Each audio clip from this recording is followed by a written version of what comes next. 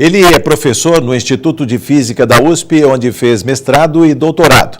Militante em política educacional, participou da elaboração do Plano Nacional de Educação, proposta da sociedade brasileira, concluído no final da década de 1990 e apresentado ao Congresso Nacional na forma de um projeto de lei em 98. Por 2 vezes, presidiu a ADUSP, a Associação dos Docentes da USP, e foi presidente do INEP, o Instituto Nacional de Estudos e Pesquisas Educacionais Anísio Teixeira. Arena Livre tem o prazer em receber o professor Otaviano Helene, que lançou recentemente o livro Um Diagnóstico da Educação Brasileira e de seu financiamento, pela editora Autores Associados. Vamos falar sobre o atual Plano Nacional de Educação, que prevê as diretrizes e metas para até 2020. Conosco nesta arena, o deputado Carlos Gianazzi, do PSOL, e a deputada Sara Munhoz, do PCdoB. Muito bem-vindo, deputado Carlos Gianazzi, mais uma vez. Bem-vinda, deputada Sara Munhoz. Muito bem-vindo ao estúdio da TV Assembleia, professor Otaviano. Em participação previamente gravada, o deputado Luiz Cláudio Marcolino, do PT. Professor, o que há nesta obra recém-lançada, um diagnóstico da educação brasileira e seu financiamento, e mais do que isso, dos seus artigos, do seu blog, muito bem alimentado e comentado, inclusive, mas eu queria que o senhor falasse se falta realmente recurso para a educação em todos os entes municipais, os estados, o governo federal, ou se o problema também é de gerenciamento, como usar essa massa de recursos para proveito da educação e da melhoria da qualidade de vida do povo brasileiro. Bem-vindo, professor. Obrigado. Primeiro, inicialmente, agradecer a oportunidade aqui desse debate com os deputados aqui presentes, o deputado Marcolino, que vai se manifestar. É uma oportunidade de discutir essa questão de educação no Brasil em geral e no estado de São Paulo em particular. A gente tem, claramente, um grande problema de financiamento da educação no Brasil. Qualquer pessoa em casa pode fazer as contas e calcular dos 4% do PIB brasileiro destinados à educação básica, o total, incluindo educação superior, pós-graduação, está lá perto dos 5% do PIB, mas para a educação básica, da ordem de 4% do PIB. O PIB para esse ano corrente é da ordem de 4,8 trilhões de reais, divida por 50 milhões de estudantes, que é a base para ser atendida, e a gente chega à conclusão se o dinheiro dá ou não. Claramente não dá. Se a gente fizer essa conta, qualquer um pode reproduzir essa conta, vai dar um orçamento da ordem de 350 ou 400 reais por mês por criança ou por jovem matriculado numa instituição pública. Isso é absolutamente insuficiente, quer dizer, até surpreendente que o setor público consiga dar a educação que dá com tão pouco recurso. Nenhum setor privado jamais conseguiria esse mau desempenho do setor público, seria ainda muito pior. Né? Então, com um orçamento dessa ordem, e ainda dentro desse orçamento, várias coisas que não são necessariamente educação explícito, tem muitas despesas outras despesas, até irregularmente colocadas nas contas de municípios. É isso que eu queria saber, professor. Mas é pouco, de qualquer forma não é grande. E outros são certas atribuições, principalmente na área cultural, que são feitas com recursos da educação, que não tem nada de errado, né? Mas eu só citei esses casos para dizer que o valor por estudante realmente pode ser até abaixo ou bem abaixo desses 350 reais por mês. Né? Então o problema está dado, é evidente que falta recurso. Não há recurso suficiente, professor, porque na aplicação, por exemplo, a dupla contabilidade que o senhor diz num dos seus artigos, ou seja, a pessoa é um professor aposentado, ele está na conta da educação, mas ele deveria estar na conta da Previdência, ou o tudo é educação, ou seja, asfalta-se a rua que vai levar até a escola, fala, não, eu estou investindo, estou melhorando a educação. Não, alguns exageros já estão eliminados. Alguns exageros, os próprios tribunais de contas já não aceitam mais. As despesas educacionais que os tribunais de contas aceitam são com educação mesmo. Embora haja vários casos de desrespeito à norma. A questão dos aposentados no estado de São Paulo, se eu não me engano, estão fora da conta de educação, pelo menos é o que o Tribunal de Contas do Estado diz. Né? Isso está fora. Mas ainda assim há várias despesas. Eu vou citar no caso da Universidade de São Paulo, por exemplo. O hospital universitário, que é um hospital importante como hospital universitário, fundamental, mas grande parte dele, de fato, é para atendimento da população. Não tem nada de errado que a Universidade de São Paulo mantenha serviços odontológicos, hospitais, para o atendimento de saúde. Agora, são despesas de saúde, não são despesas educacionais. Museus, como, por exemplo, o Museu do Ipiranga, o Museu Paulista, né, conhecido mais comumente por Museu do Ipiranga, está na conta da universidade. Nada de errado, mesmo porque há ensino e pesquisa dentro do museu. Mas, entretanto, é uma atividade que devia ser, vamos dizer, o seu orçamento separado. Uma parte vai para a cultura, outra parte para a educação, né? E depois tem alguns serviços que estão dentro da universidade, não sei bem quais as razões. Por exemplo, o IML, o Serviço de Verificação de Óbitos do Estado de São Paulo, está na conta da USP, né? Então, há ainda muitas margens de coisas que não são educação e estão dentro da conta de educação. Eu acho que nas próprias escolas estaduais, muitas atividades são atividades esportivas, culturais, oferecidas à população, mas não são estritamente educação. Então, dos 5, poucos por cento do PIB que se estima que o Brasil gasta com educação, a hora que a gente tira essas rebarbas, cai para a faixa dos 5% do PIB para a educação. Então, com 5% do PIB, o que você consegue é o que a gente vê por aí. Não é mais que isso. É estritamente impossível conseguir uma educação com melhor padrão de qualidade, com 5% do PIB, num país que tem 40 e tantos, ou quase 50 milhões de pessoas para serem atendidas, né? A gente trabalha com uma evasão no ensino fundamental ainda muito grande no Brasil. Inimaginavelmente grande, não se justifica, por exemplo, uma evasão que a gente tem no ensino fundamental da ordem de 30%. Né? Se esses 30% fossem incorporados no sistema educacional, o recurso por estudante seria ainda menor. Ainda menor. Né? Então, aí está dado o problema. Quer dizer, esse problema é o problema fundamental que precisa ser rompido. Né? Quer dizer, com 5% do PIB para a educação, é estritamente impossível escolarizar adequadamente a totalidade da população. O que se faz hoje no Brasil é excluir grande parte da população, seja pela evasão no ensino fundamental, principalmente depois até o final do ensino médio. No final do ensino médio, praticamente metade das pessoas já abandonaram a escola, um baixíssimo atendimento na educação infantil, né? Apesar, então, de todas esse não atendimento, o que ainda resta para cada aluno matriculado é muito pouco, né? Com a palavra, a deputada Sara Munhoz, deputada e professora também. Professor, sem considerar o analfabetismo funcional, dentro das unidades de saúde, é muito comum nós não conseguirmos fazer uma receita, ainda que traduzida a receita médica, que as letras são impossíveis, mas é muito comum sair daqui e ir até Itaquera, nós estamos falando de 22 quilômetros, e encontrarmos uma taxa absurda de pessoas analfabetas e analfabetas funcionais. Se essas pessoas estivessem dentro desse valor orçado, a situação seria pior ainda, em termos de quantidade ou de qualidade? Claro, quanto se incluir essas pessoas num sistema educacional, a quantidade de recursos por pessoa vai diminuir. Né? Quanto mais gente a gente atender com o mesmo volume de recurso, né? Menos ou salas mais lotadas, ou atendimento pior, ou professores mais sobrecarregados, ou menos remuneração. Alguma coisa vai ter que se fazer para pôr no mesmo orçamento mais gente. Né? E esse problema de analfabetismo é uma coisa inaceitável. A gente está falando de Itaquera, a senhora falou de Itaquera, quer dizer, aqui na grande São Paulo. É inimaginável que na capital. Estou falando de 20 quilômetros. Claro, na capital. É inimaginável que tenha pessoas analfabetas. Quer dizer, uma pessoa analfabeta, os seus direitos de cidadania, ela não consegue usufruir desses direitos. Ela simplesmente não entende o mundo que está colocada. Professor, não consegue ler as letras. Eu não estou colocando nesse número pessoas que vieram de outros estados. Claro. Eu estou falando de pessoas que nasceram e foram criadas aqui. O que é lastimável, né? Agora, ainda assim, São Paulo, até por ser essa metrópole toda, ela dá um PIB, ela tem um PIB maior. Em tese, não teria que estar em melhores condições a educação no nosso estado? Então, o PIB paulista, aí é a mesma conta para o caso do estado de São Paulo.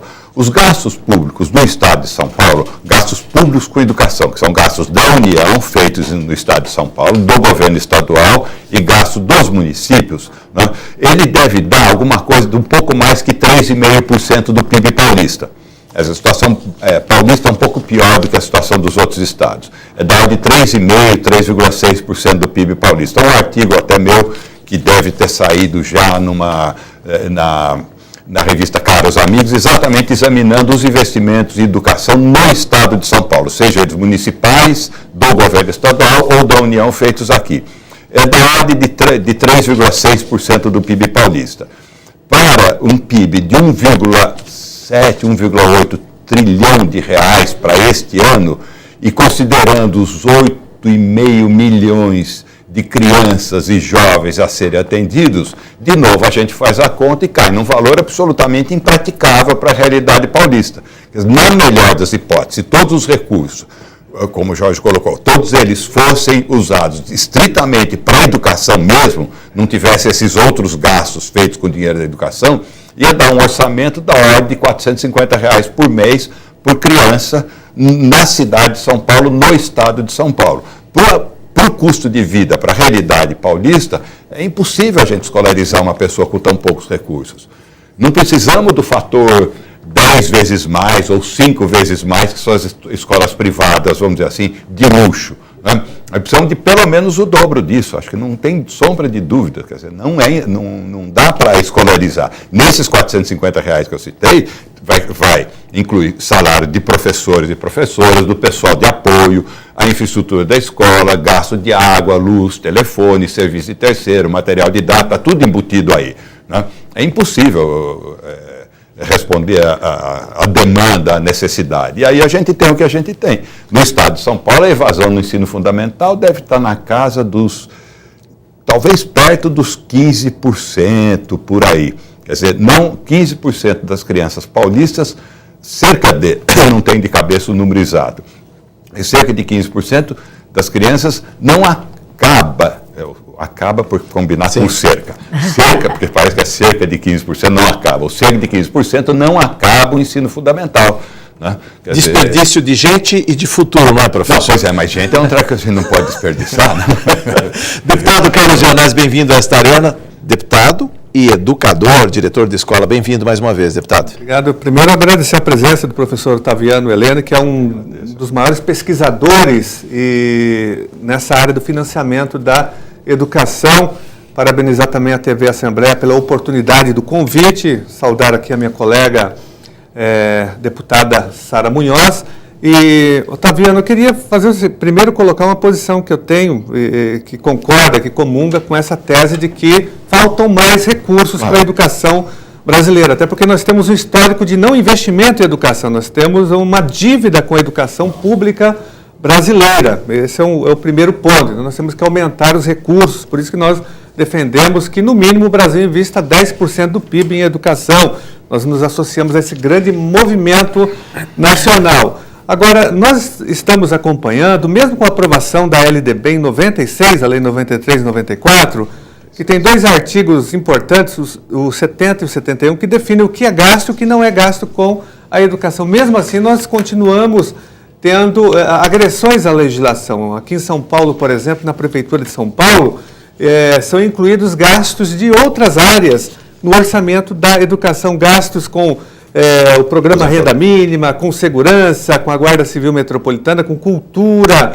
né, com vários programas sociais que são inclusos no orçamento da educação. Em 2001, a lei orgânica foi alterada, houve uma maquiagem da legislação para que a educação financiasse programas de outras áreas. Aqui no estado de São Paulo, também há alguns anos atrás, por exemplo, despesas com o Jardim Zoológico eram incluídas no orçamento da Secretaria da Educação, os 30% do orçamento, despesas com a TV Cultura, com a Fundação Padre Anchieta, né? Isso já foi sanado aqui no estado de São Paulo, inclusive no final dos anos 90 houve uma CPI que denunciou isso e nós avançamos. Mas mesmo assim, em muitos municípios, em muitos estados, esses gastos são colocados na conta da educação, ou seja, são gastos que não deveriam entrar no orçamento de manutenção e desenvolvimento do ensino. Recentemente, agora com a discussão do Plano Nacional de Educação,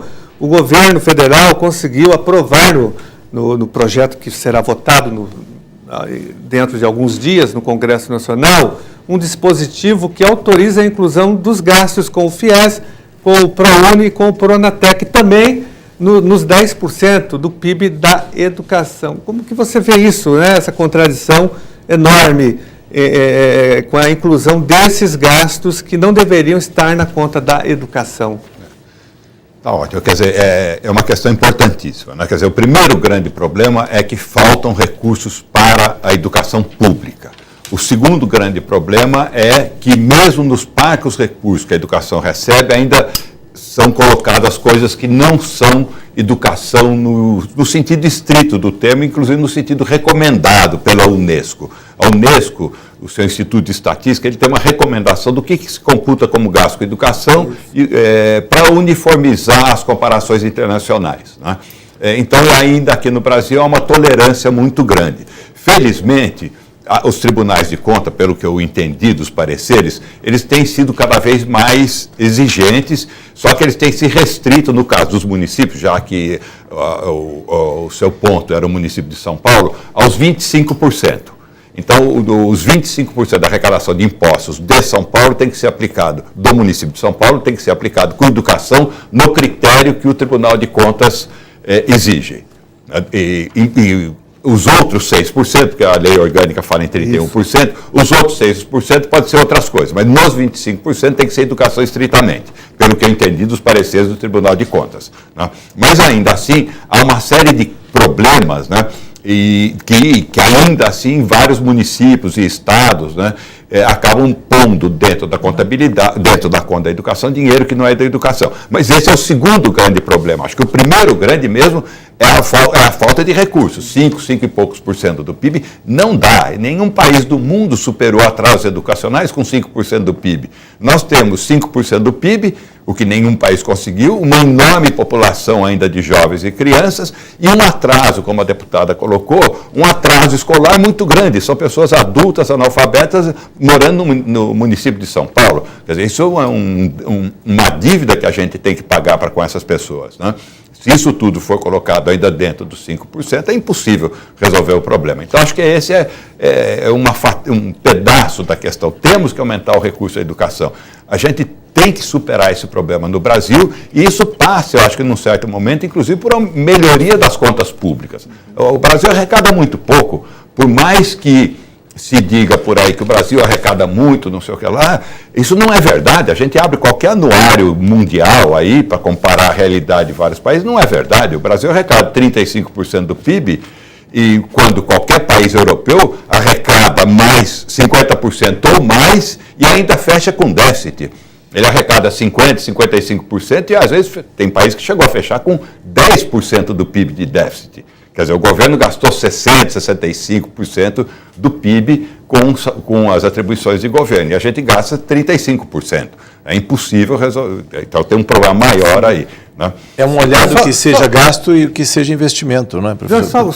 É investimento, o governo investe, né? Quer dizer, a saúde, educação, transporte, moradia, justiça, segurança, legislativo, enfim, tudo isso são gastos ou investimentos, né? Então, sem dúvida. Só complementando ainda a minha pergunta, Otaviano, professor, tem uma questão também, a questão da corrupção e do desvio de recurso da educação, né? Aqui em São Paulo nós assinamos, agora conseguimos protocolar a CPI de FDE, a Fundação para o Desenvolvimento do Ensino, que nós temos inúmeras denúncias de superfaturamento de construções escolares e reformas escolares e compra de material didático. Inclusive, um dos presidentes da FDE foi afastado pela Justiça por conta de envolvimento num caso gravíssimo de corrupção, de ter comprado mochilas escolares no valor de 35 milhões de reais. Então, isso também é muito forte, principalmente aqui no estado de São Paulo. Muita denúncia de corrupção, desvio do parco dinheiro da educação. E o Brasil inteiro passa por isso também. A Controladoria Geral da União fez uma denúncia recente, soltou um relatório mostrando que em várias prefeituras isso ocorre com muita frequência. Dinheiro do Fundef sendo utilizado para compra de carros de luxo. São escândalos assim intoleráveis, né, nessa área do desvio do dinheiro da educação. Mas veja, deputado, eu não acredito que isso, como percentual do volume da educação, ele é grande. O grande problema é que isso desmoraliza o sistema. né? Porque grande parte do recurso para a educação, ele é pessoal, é pagamento de pessoas. Né? Acho que tipo 90%, 85% é pagamento de pessoal. Os outros 15% é principalmente água, luz, telefone, serviço de terceiro, material de consumo, etc. Então essa parte, que não tenha distorção, tem distorção, né? E ela precisa ser corrigida, mesmo porque ela anda ao lado da corrupção, acho que como o senhor apontou, ela anda junto com a questão da corrupção, né? Agora, o grande problema é que isso acaba desmoralizando o sistema e dando margem para o recurso. Não podemos dar mais recursos, não podemos dar mais recursos para a educação enquanto não forem superadas todas as absolutas dificuldades que tem dentro do sistema. Ora, todas nós nunca vamos superar. É evidente, a gente tem um país de 200 milhões de habitantes, 6 mil não sei quantos municípios, é evidente que algum problema em algum lugar vai ter, né? E a outra questão é que esse mesmo argumento não é olhado para outros setores. Ninguém chega assim e fala, não, só podemos melhorar a qualidade dos aeroportos quando resolver o problema da corrupção. É evidente que ninguém diz isso. Temos que melhorar o aeroporto, o avião não pode cair. E temos também que combater a corrupção, o Caixa 2, o superfaturamento, etc. Ninguém faz esse discurso para as estradas também. Ninguém vai perguntar antes se as estradas são usadas plenamente, 100% do tempo, não tem ociosidade, foram liberadas e construídas na época certa, não teve corrupção, não sei o que lá. Não, primeiro ele fala, queremos uma estrada segura que faça a economia fluir pelo Estado, chegue no Porto de Santos, sai não sei lá onde, e assim por diante, e paralelamente a necessidade de consertar todos os problemas que existem. Agora, por um atrás do outro, é uma coisa que se faz muito com a educação e a saúde. Né? É evidente, não se faz com os outros setores. Não, são as duas coisas, quer dizer... Professora, 2 minutos no encerramento desse bloco, 1 minuto para a pergunta da deputada e 1 minuto para a sua resposta. Por favor, deputada. Professor, eu li esse livro e eu recomendo que todos os profissionais da área de saúde, principalmente os educadores, tenham a leitura desse livro. Ao término da leitura dele, eu cheguei a uma conclusão que investir em educação é necessário. Para quem é profissional de saúde como eu, uma enfermeira e professora, mais necessário ainda. Tem jeito isso? De investir mais em educação. Não, eu digo assim, o que nós precisamos fazer? Além do investimento, o que dá para fazer? A resposta pode ser para o próximo bloco, porque eu estou vendo que vai ser uma resposta. Professor, sobre a questão do recurso e o gerenciamento também, quando ela fala das pessoas que estão envolvidas e a capilaridade. A educação está em todos os 5.568 municípios brasileiros, segundo o IBGE. Tá bom, 5.600. Tá bom. Então, realmente, inclusive na área de saúde, há trabalhos do órgão de saúde para a infância da ONU, é a Unicef, né? Em que ela mostra com toda clareza que a saúde materna e infantil dependem muito da escolarização da mãe. Isso. Depende de outros fatores, depende da renda, faixa etária e tudo mais. Mas um fator que pesa muito é isso, quer dizer, dadas as mesmas condições de renda, mesmo tipo de país, mesmo tipo de clima, mesma faixa etária de mãe, as crianças que nasceram de mães mais escolarizadas têm menos problemas de saúde e uma infância mais saudável. Então, a escolarização permeia todas as áreas, principalmente a área de saúde, né? Inclusive na área de saúde. Né? Vamos falar mais, né? Claro. No próximo bloco, vamos falar mais sobre o financiamento da educação com o professor da USP, Otaviano Helene. Voltamos em instantes.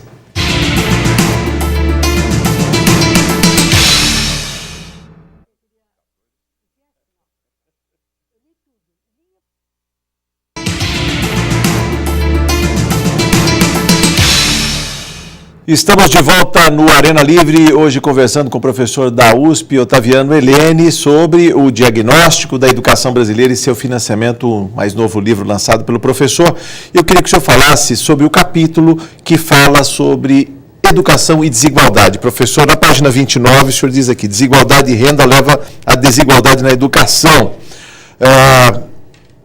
Assim, entre os 20% mais pobres, né, o grupo formado por pessoas cujas rendas domiciliares per capita estão abaixo de 300 por mês, aproximadamente, né, valores de 2013, a conclusão do ensino fundamental é rara.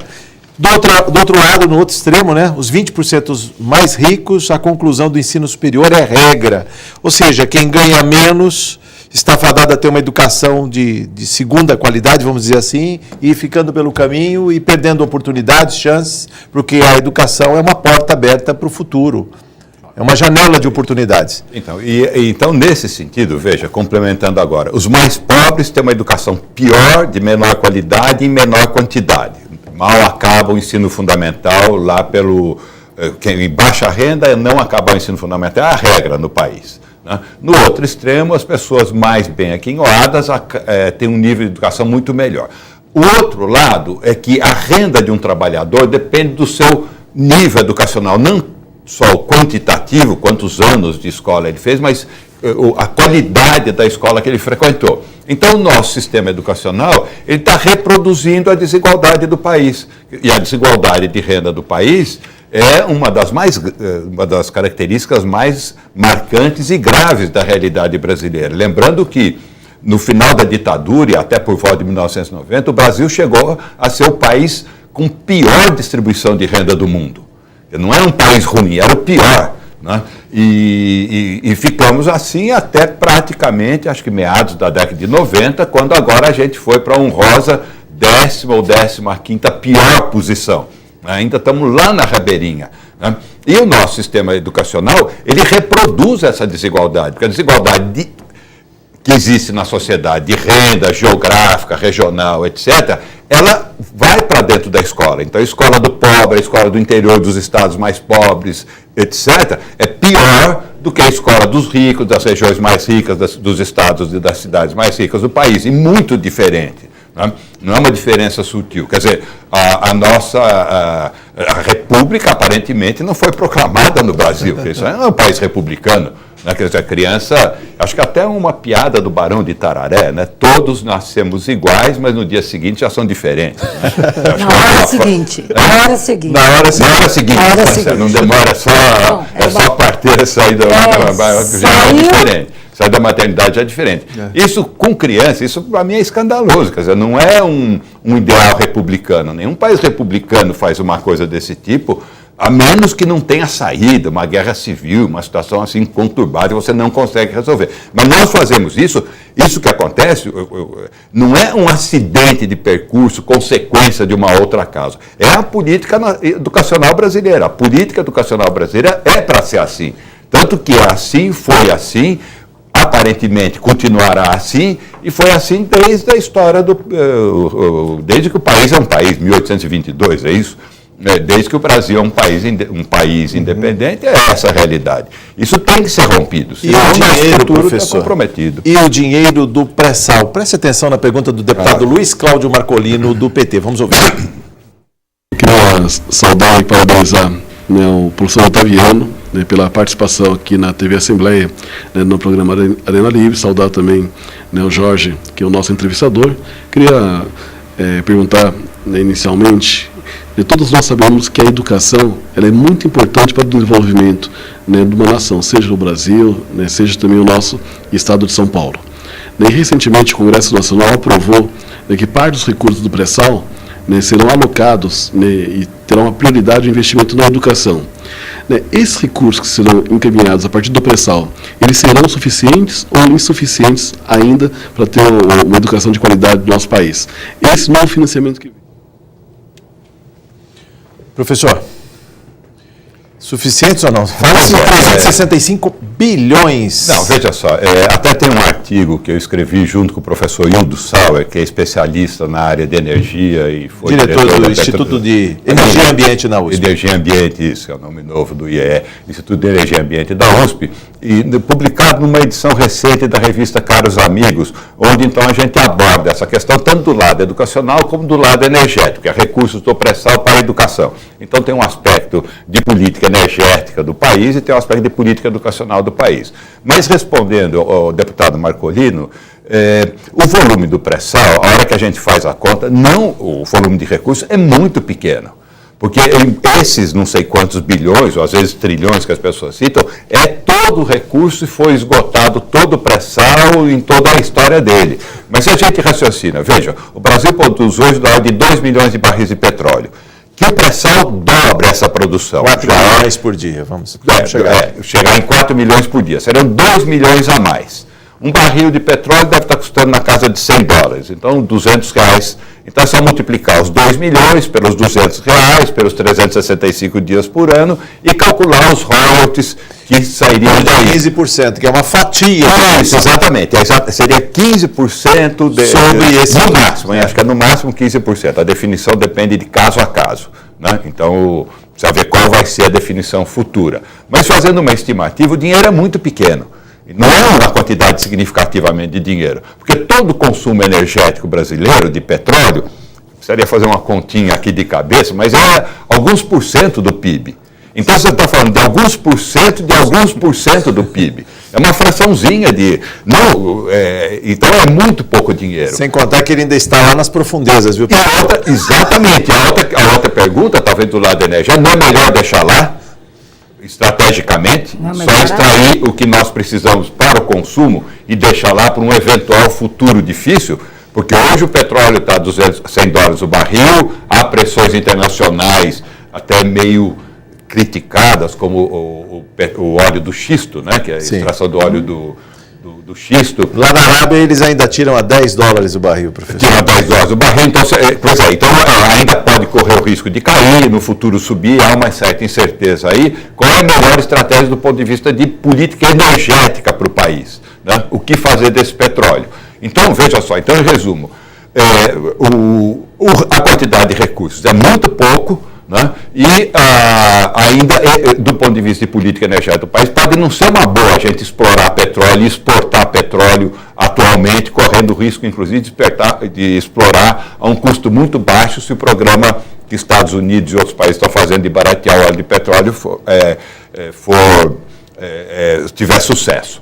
A outra questão é que sentido tem acoplar uma política social de saúde com o preço de uma commodity internacional.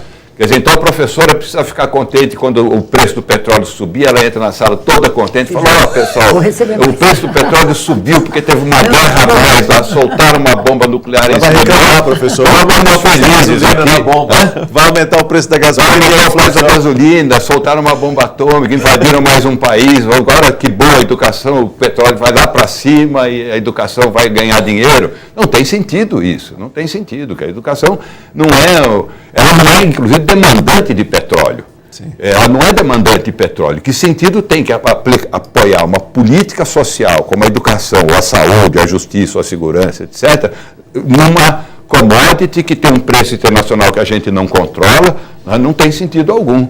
Né? Deputado Carlos Gianazzi. Queria fazer uma pergunta, Otaviano, na área do Plano Estadual de Educação. Eu sei que você tem acompanhado muito esse debate desde o início, como acompanhou do Plano Nacional de Educação. Até hoje nós não temos aqui, nunca aprovamos aqui na Assembleia Legislativa, nem debatemos aqui com muita profundidade, por iniciativa do governo, um plano estadual de educação. Então, a educação do Estado de São Paulo continua sem metas, sem diretrizes, sem objetivos.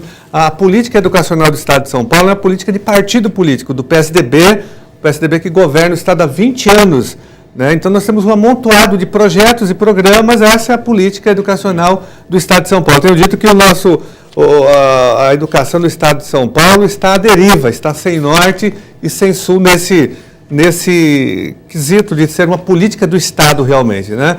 E nós nunca debatemos isso, a não ser através da sociedade civil organizada, através do Fórum Estadual em Defesa da Escola Pública, que você participa e participou ativamente. O fato é que qual o medo hoje do governo em aprovar um plano estadual de educação que estabeleça, de fato, metas, objetivos e diretrizes para a educação no Estado de São Paulo, que vive uma das maiores crises da sua história, com escolas sucateadas, com um dos salários mais baixos da federação, com a escola degradada, né, com falta de financiamento, de fato, para a educação. Como que você vê essa questão, essas barreiras todas, essa falta de iniciativa política do governo em debater e apresentar aqui uma proposta? Porque nós temos a nossa, da sociedade civil, que ainda está aqui dentro. Eu fui o relator na Comissão de Educação desse projeto, dando parecer favorável, ele tem que ser atualizado, logicamente, mas existe a discussão da sociedade, das entidades representativas do magistério e da sociedade. Agora, não existe, o governo tem medo desse debate. Então, exatamente, quer dizer, o Plano Estadual de Educação, que a proposta que está aqui na Assembleia Legislativa é o Plano Estadual de Educação da Sociedade Paulista, assim como teve o Plano Nacional de Educação proposta da Sociedade Brasileira em 97, o que está aqui na Assembleia Legislativa é um apresentado pelas entidades da sociedade civil, como a ADUSP e várias outras entidades, a POSP, enfim, basicamente todas as entidades ligadas à educação no Estado de São Paulo apresentaram esse projeto, que tem o deputado Gianazzi foi foi o relator inicial do projeto, né? E ele ainda está aqui para ser discutido, né? Quer dizer, seria um projeto educacional nos moldes do Plano Nacional de Educação de 1997, que faria a educação passar da situação atual, de 2003, que na verdade é de 2003, estamos há mais que 10 anos com ele parado, né? E para levar até uma situação aceitável, um bom padrão educacional. Como fazer a transição daqui para lá? Isso está aqui em andamento, né? Aparentemente, o executivo paulista, né, o governo estadual, não está dando a importância que o assunto deveria, né? Ou a outra possibilidade é o seguinte: a política educacional brasileira paulista é não ter uma política educacional. Pode ser isso. Me parece, na verdade, que é isso, né? Porque é isso que acontece na realidade, né? Para a gente saber qual é de fato a política de transporte brasileira, olha as ruas. Qual é a política educacional brasileira? Olha a educação, é essa a política. Qual é a política de saúde brasileira? Olha a saúde. Então, agora, o descaso do governo estadual é um negócio totalmente inaceitável. Deputada Sara Munhoz. Professor, em relação à educação, eu tenho observado algumas coisas muito interessantes, principalmente enquanto governo federal, estadual e as suas réplicas municipais. Então, nós temos hoje uma educação de patchwork, um monte de quadradinho.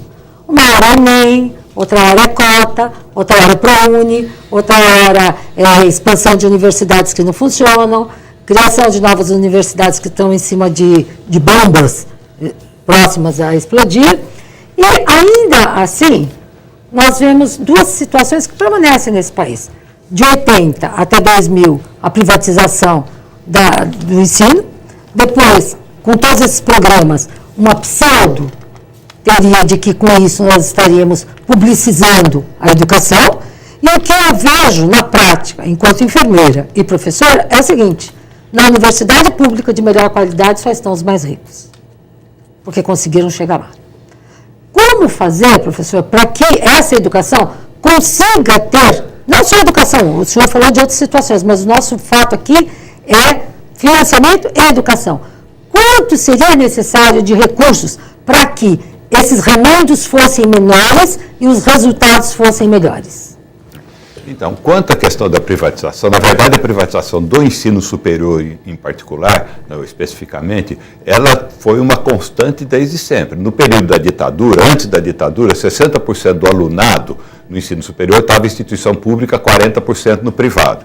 Quando acabou a ditadura, já estava invertido, 60% do privado e 40% do público. Aquele período, vou chamar assim genericamente de neoliberal, tem um período confuso aí da década de 90, depois teve um período neoliberal, a gente chegou numa taxa de privatização de matrículas do ensino superior da ordem de 70%. E atualmente estamos em 75%. Mas, então, professor, privatizar é uma política nacional, não é deste governo, daquele governo, é uma política nacional, porque foi isso que aconteceu nos últimos 50 anos. A mesma coisa vem acontecendo. Então, a única conclusão que eu posso tirar é que a política nacional é essa. Privatizar. Privatizar, mas de uma forma engraçada. Somente em locais onde essa privatização é um negócio viável. Claro, esse é o pior aspecto da questão, que é um dos piores aspectos. Ela tem tantos aspectos ruins que é difícil saber qual é o pior. Mas um dos que, quando se privatiza, veja, quando se privatiza, ainda mais no Brasil, se privatiza pelo jeito mercantil da privatização. Ela virou um negócio. Não é que se privatizou fazendo concessão a instituições confessionais que querem fazer a propaganda ou montar os quadros dos intelectuais das suas religiões, etc. Não, virou um negócio. É um negócio explícito do mais mal ou pior possível que a gente possa imaginar, né? E virou então um negócio. E aí acontece essa questão: qual é o curso que as instituições privadas oferecem? Aquela que tem demanda, de moda, e que tem pagante. Não importa se lá no interior do Pará faltam agrônomos ou faltam médicos no Nordeste ou faltam engenheiros, não sei aonde. Elas não vão oferecer isso. Elas vão oferecer porque nessas regiões ela não encontra clientela que possa pagar os seus preços. Então a gente tem uma enorme demanda de médicos no país, mas o setor privado não vai responder essa demanda, porque não paga, não tem gente que possa pagar 4, 5 mil reais de mensalidade. E assim por diante. Né? Agora, abre-se mais um curso com nome genérico qualquer numa região urbana que não dá retorno para ninguém, nem para o país, nem para a área do conhecimento, nem para a pessoa, o estudante. Né? Isso é gravíssimo. Deputada. Né? Professor, o senhor não acha, quer dizer, na verdade é assim, eu acho que a educação à distância piora esse quadro. Claro. E o senhor? Rebaixa. Ele rebaixa a qualidade da expectativa da população. A educação à distância no nível superior. Né? Veja, a educação superior, o critério do que é educação superior, o que é uma universidade no país, ele já está extremamente rebaixado. As pessoas acham que uma faculdade, que o aluno aparece 3, 4 vezes por semana, enfim, aquela história enrola aqui, acaba tirando um diploma, é curso superior, já rebaixou muito o que a gente espera de nível superior. O lado agora vem com a história da privatização. Só piora, porque a privatização, a educação à distância. A educação à distância ela está ocorrendo por meio de instituições privadas, dominantemente. Não são instituições públicas sérias que querem responder uma demanda específica daquele lugar. Quer dizer, atingir o estudante, o aluno, a aluna, que não seria atingido pela escola presencial, né, por alguma dificuldade específica, não é isso. Ela virou um negócio. No Brasil chegou a ter oferta de vagas para ingresso no curso à distância maior do que o número de concluintes do ensino médio. Não tem sentido isso, quer dizer, abrindo a porteira e virou um negócio Há 5 minutos, professor, do encerramento do nosso programa, uma breve pergunta do deputado Carlos Gianazzi. Professor, eu queria perguntar o seguinte, sobre o piso nacional salarial, que foi aprovado em 2008, né, alguns estados entraram com um madinho no Supremo Tribunal Federal, nós vencemos, o piso está valendo, hoje é equivalente, se eu não me engano, a R$ 1.687, não tem uma atualização, mas você acha que é suficiente, por 40 horas semanais, ele institui ainda uma jornada do piso que não é respeitado, mesmo com esse valor que, na minha opinião, é baixíssimo, esse valor não é respeitado em muitos estados e também em muitos municípios, e com agravante, a jornada do piso, de 1/3 dessa jornada em hora atividade, em trabalho extra-classe, também não é, isso também não é respeitado em muitos municípios, principalmente aqui no estado de São Paulo. O governo estadual não respeita. Então, essa é uma pergunta. E a segunda, rapidamente, quais foram os efeitos do fim da DRU no financiamento da educação, a desvinculação dos recursos, das receitas da União, que foi extinta em 2009. Isso aumentou muito o orçamento da educação no Brasil? Então, a primeira questão, quer dizer, a questão do piso, a renda média do professor no Brasil, ele é equivalente mais ou menos à metade da renda média de outros profissionais com o mesmo nível de escolarização. Então, aqueles levantamentos do IBGE, tipo PNAD, essa demonstragem domiciliar que o IBGE faz, tem lá a profissão, o número de horas de trabalho, etc. Quando a gente compara a renda média do professor e a renda média de outros profissionais com igual nível de escolarização, você pega professores com curso superior completo e outros profissionais com curso superior completo, a renda do professor é a metade dos demais profissionais, né? Isso já é por isso que a gente tinha que passar dos atuais 5% do PIB para 10% do PIB. Grande parte disso é para, basicamente, dobrar o salário do professor da educação básica. Essa que é a grande necessidade de aumentar os recursos para a educação, né? Então, e os estados ainda nem sequer respeitam esse piso, que é o R$ 1.600, R$ 1.700, né? Isso é menos ainda do que a metade. O piso deve ser 1/3 da renda média de outros profissionais. Piso que poderia ser complementado com recurso federal para os municípios que não pudessem pagar. Mas eu preciso, para encerrar a consideração final, a saudação do deputado Carlos Gianazzi, nosso convidado. A DRU fica... Pode falar. A DRU é da ordem, eu não sei, deputado, a estimativa, mas uma conta de cabeça, a DRU liberou da ordem de 8 ou 10 bilhões a mais para as universidades federais, que foi o recurso usado para aguentar a expansão que teve do Reúne. Né? Só que não foi suficiente, aparentemente, tanto que o Reúne não está se aguentando, né? E está com uma pressão orçamentária. As universidades federais estão sob uma pressão orçamentária muito grande. Mas conseguimos chegar a 1 milhão de matrículas nas universidades públicas federais. Problemas que... problemas sérios. Sua saudação, deputado Carlos. Agradecer ao professor Otaviano Helene pela participação, por essa aula aqui, que está dando, não só a nós, mas ao telespectador também, sobre o financiamento da educação, onde ele mostra que nós temos que aumentar os recursos para a educação brasileira, porque oferecer qualidade de ensino custa, né? Então nós temos que pagar essa dívida com a educação pública. Muito obrigado, professor. Sua saudação, deputada. Professor Otaviano, muito obrigado.